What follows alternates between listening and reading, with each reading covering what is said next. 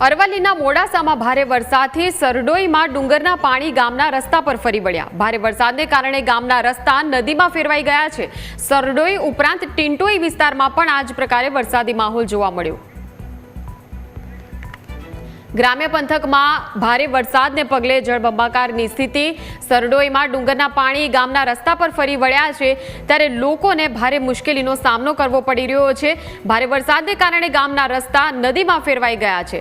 સરડોઈ ઉપરાંત ટિન્ટોઈ વિસ્તારમાં પણ આ જ પ્રકારે માહોલ જોવા મળી રહ્યો છે, ત્યારે લોકોને પણ અવરજવર કરવામાં ભારે મુશ્કેલી વેઠવી પડી રહી છે। આ દ્રશ્યો અમે આપને બતાવી રહ્યા છે કે જ્યાં ડુંગરના પાણી ગામના રસ્તા પર ફરી વળ્યા। અરવલ્લીના મોડાસાના આ દ્રશ્યો અમે આપને બતાવી રહ્યા છે। વરસાદી માહોલના કારણે રસ્તા નદીમાં ફેરવાઈ ગયા છે।